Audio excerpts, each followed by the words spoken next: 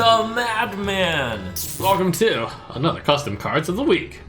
And we'll jump right in with Alexstrasza the Life Binder. Warrior Paladin dual class card, 9 mana, 8/8. Battle cry, restore 15 health to your hero.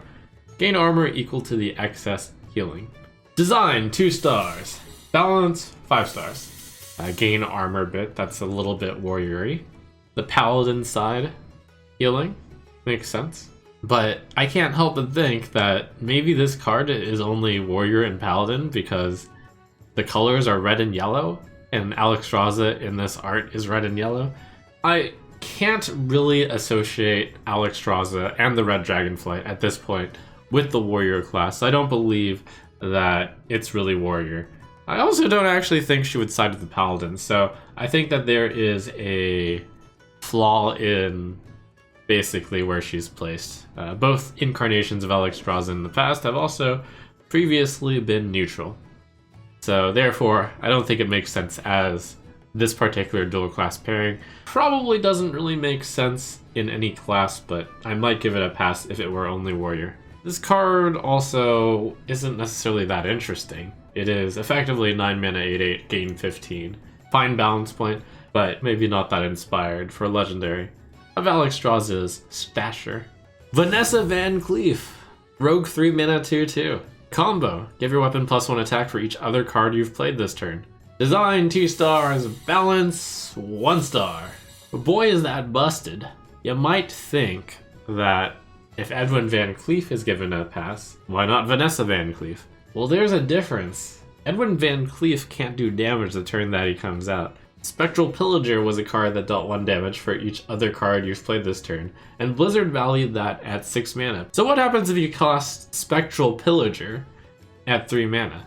You spend your first 5 mana playing some stuff, and then you play Vanessa Van Cleef, and then you Shadow Step, and then you play Vanessa Van Cleef, and then you Shadow Step, and then you play Vanessa Van Cleef, and that gives your weapon a lot of plus attack damage. Like, even if you don't immediately kill your opponent, you just have inevitable killing of them. That is just way too good. I think without Shadow Step existing, this might be okay. But with it, that's a lot of damage. Racketeer Gallywix is a 3 mana rogue legendary, 2/5. Both players don't draw cards at the start of their turn. Each player's hero power is Extort. Extort is a hero power which for 2 mana allows you to draw a card. It costs 1 more. Design, 2 stars, balance, 4 stars. This is a recurring theme in a bunch of my custom Hearthstone card critiques, but big effects, big game-changing effects which alter the fundamental design of the game, such as the ability to draw cards, should not be printed on low mana cost cards unless they're minor. And this is not a minor effect. It says you don't draw cards, period. Furthermore, your hero power, like, you don't want to be using that on turn 3.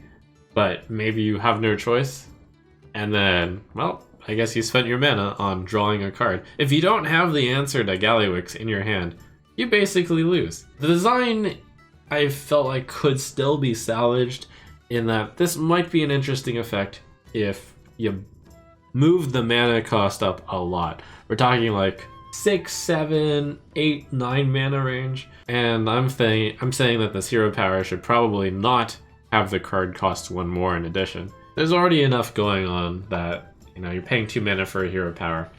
That's kind of punishment in its own right. I'm obviously not saying it should be a 7 mana 2/5. The stats would want to be improved with it, but that's how you would fix the design on such a card. Mercolosis. Shaman, 8 mana, 8/8 Murloc with Russian Taunt. If you control 6 Murloc, summon this minion, wherever it is. Design, 2 stars, balance, 4 stars. That card was not intended to be summoned from your dead pool.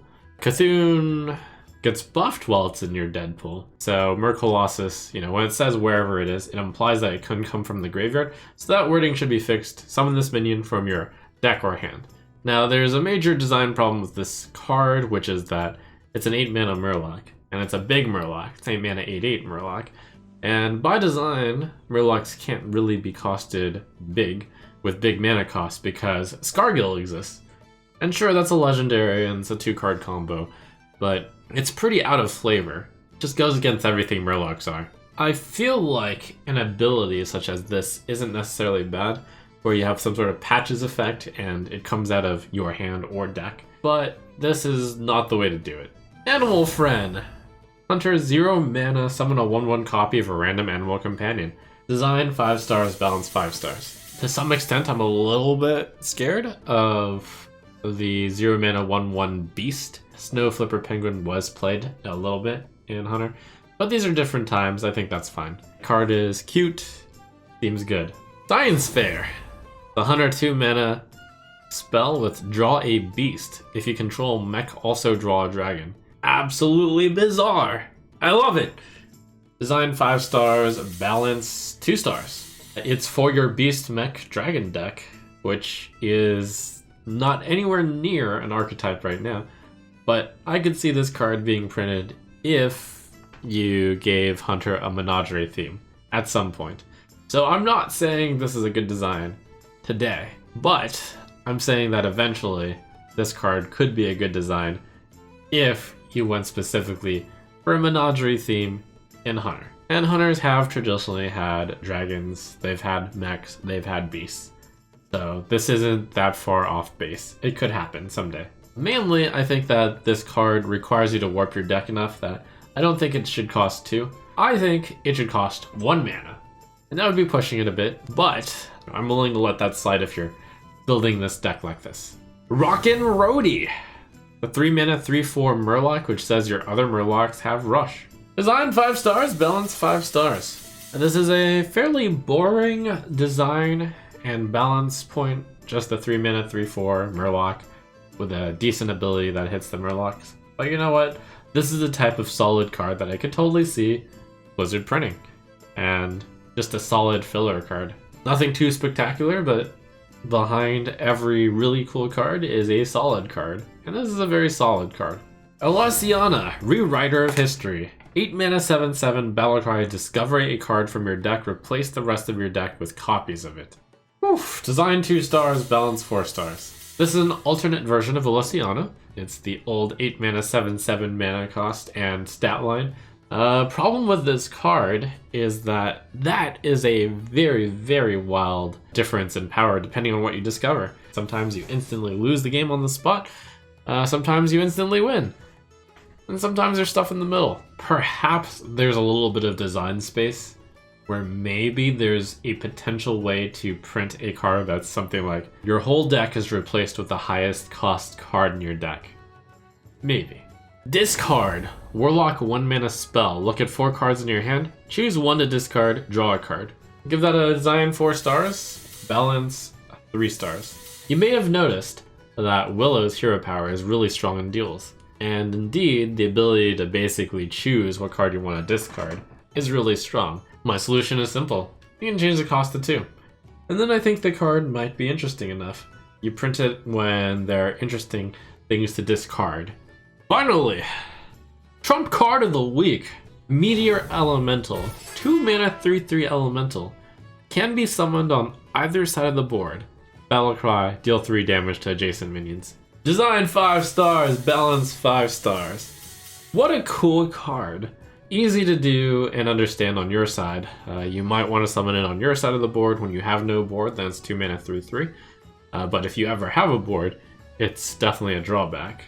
However, you can give your opponent a 3/3 in order to deal 3 damage to adjacent minions. That's really cool as well. My personal favorite design philosophy of a card that's difficult to play, of a card that can have a lot of creativity to it, probably should be epic because it is very, very complicated. Could even be legendary. Now, there is some sort of programming design limitation to it, but I decided to still give this design 5 because it's such a cool effect that maybe you want to reprogram a particular part of Hearthstone where you can actually select where to place a minion on your opponent's side of the board. That could be actually an entire theme of an expansion where you have spies. What a cool card to end on, and as always, looking forward to seeing what all the creative people at Custom Hearthstone can come up with.